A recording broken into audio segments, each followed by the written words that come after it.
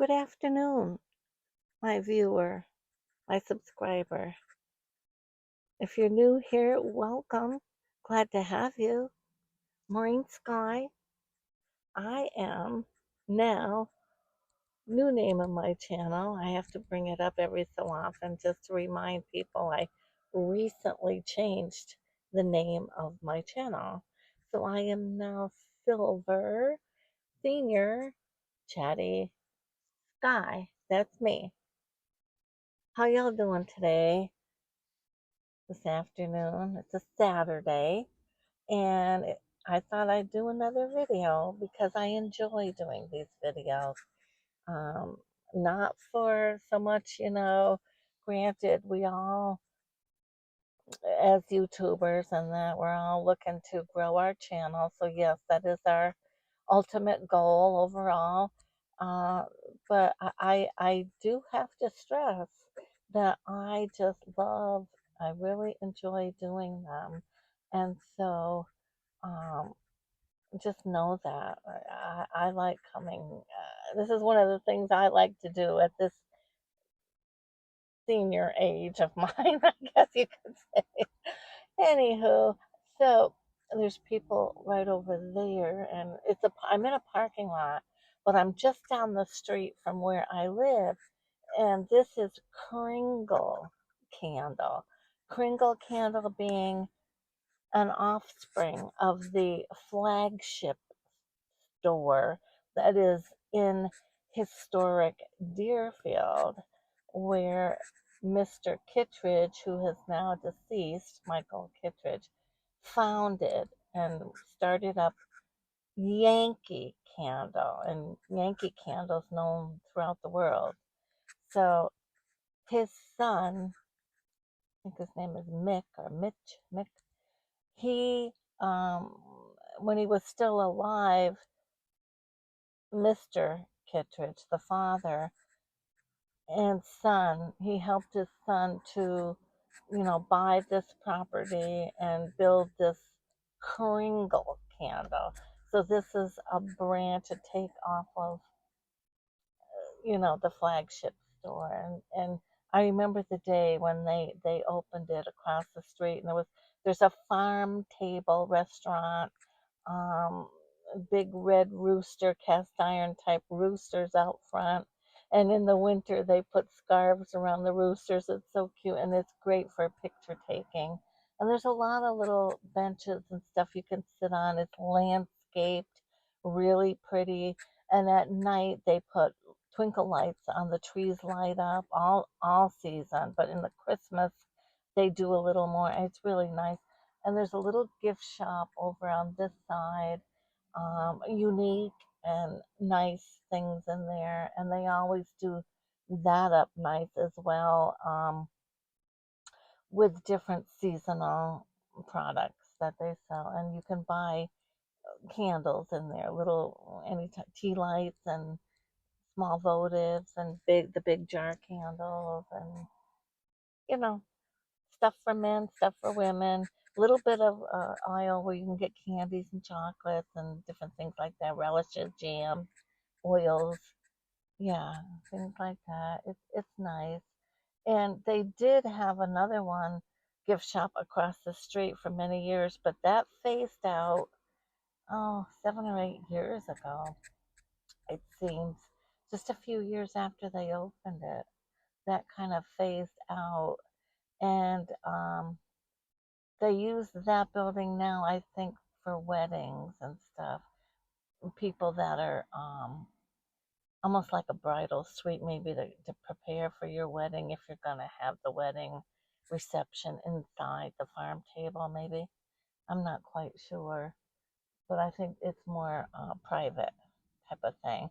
But anyway, what I wanted to do, I got my new mic on, and I tested it. It it's working. It should be working, even though I'm not getting the strongest signal. I do have a green light, so hopefully everything I'm saying is coming through, right? So anyway, I have to get back home. Can't be too long, but I do have a story to share now. If you've been following me right along, you know that in one of my more recent videos, the last one or two ago, I shared that video was about dealing with, rude and um, people who feel entitled in life, and that it's okay to go around being rude to you or whatever, and life is supposed to treat them differently, and it's okay for them to just for no reason, be rude to you. And I went off on my feelings, and I shared a few little stories about some incidents. Okay, well, in all of that, one of the stories I share is that of a kid, last name in my school, Stone, Stone, who, you know, did a rude that as it made me think of I have another story about that kid, Stone, to share, and I'm surprised I hadn't thought of that too. So I thought, well, okay, I'll tell the little story now to go along with rude and entitled people and people who do things that are so wrong and so foolish, and you just question, you scratch your head thinking, what were they thinking? Obviously, they weren't. So, anyway, I'll take you on that little story. So, living in Franklin County, this is the town of Bernardston, but growing up, I lived primarily after my parents divorced. We lived here in Bernardston before they divorced, right over here, not far from here on West Mountain Road. I could walk to the houses. And then they divorced, and so my mom took us kids and moved to Greenfield, next town over, heading south. So, okay, so bunch of teenagers and young teenagers, and um, right around the same time of this incident with me at the high school, what he did, he was also at times hanging out with different kids, and he had a day where he was hanging out with my brother. I had two brothers. One was a twin to my sister. There was Timmy and Tessie. And so I'm talking about my brother Timmy. He's no longer with us. He passed away at age 29 of a brain aneurysm. Yeah, I share that story in one of my videos as well of what happened to him. But anyway, so he's a young teen, probably all of, I don't know, 14 or 15.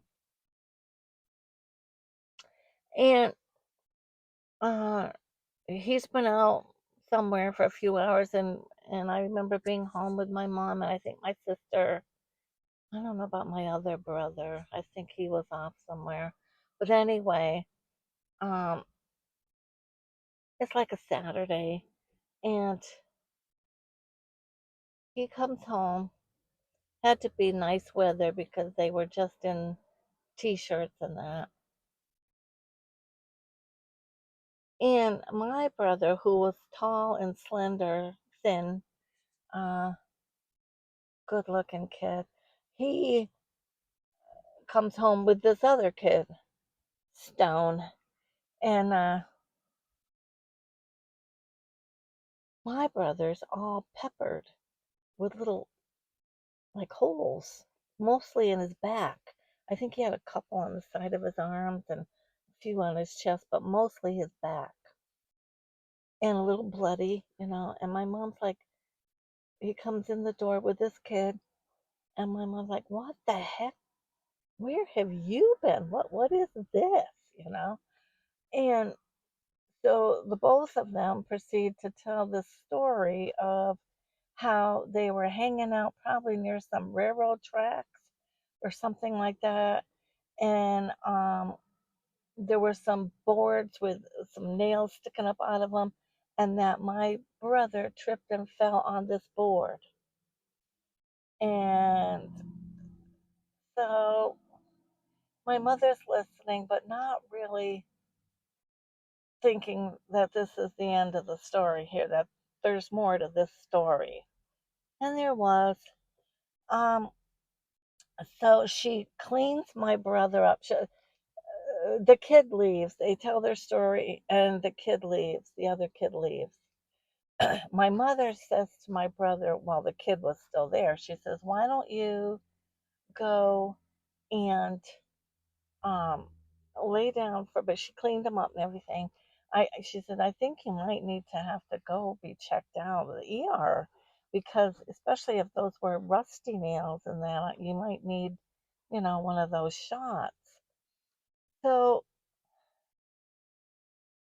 he goes in his room and he lays down a bit because my mom knows there's more to this story, and she wanted to see what would come of it once the other kid left. Well, sure enough, about a half an hour later, my brother comes running out of the bedroom because it was hard to lie to my mom too, and she could always tell, you know. Like I think I'm pretty good too about sensing whether a kid is lying to me or not. But anyway, having worked in the high school office too, I saw things. But anyway, so um, sure enough, he comes running out of his room and he's like, "Mom, mom, I was lying." He said, "That's not what happened to me." He said, "Stone shot me with a rifle with bird shot in it." My mother said, "What? What? Well, you're definitely get your things. We're going to the ER now, ASAP." And she gets them to the ER and they clean them all up and they document the story and that. Now, my brother also tells us what unfolded was that this kid, Stone, walked him home and banged his ear all the way home and, pretty much got him to, agree to tell the story of the board and the nails because this kid evidently already had a little record going on of delinquency or whatever. And so, you know, he didn't want more on his record and this and that. So, and he certainly didn't want his parents knowing what he was doing. But what happened was they were at this kid's house, Stone, and just the two of them home. And they were, hanging out and they were getting ready to go downstairs. And Stone had been showing my brother a rifle upstairs. So they open the cellar door and my brother goes down first. And so the back is to, he's facing this way. So there's his back at the bottom of the stairs. And this kid's at the top of the stairs and he goes, "Hey, Sully." And, my brother barely gets to turn around and he's already pulled the trigger and he lets it shoot at my brother and it got him right in the back. And he says, "Oh, I was just fooling around. I didn't know, it was going to do that or whatever." Well, it did. And my poor brother, and they cleaned it out. And they got a lot of it out of this front of him. He was peppered. His back was peppered. And they got as much as they could out, but they did, tell my mother that there might be one or two pieces still embedded way in that would require, extensive surgery. And I don't know if it had to do with her medical insurance or why they didn't decide to, I don't know. But he was in a lot of pain for a long time with that one. I remember that. And they had to fear, he had to go on antibiotics, whatever they do for infection, And yeah, that kid. And I'm not sure what happened to the kid because um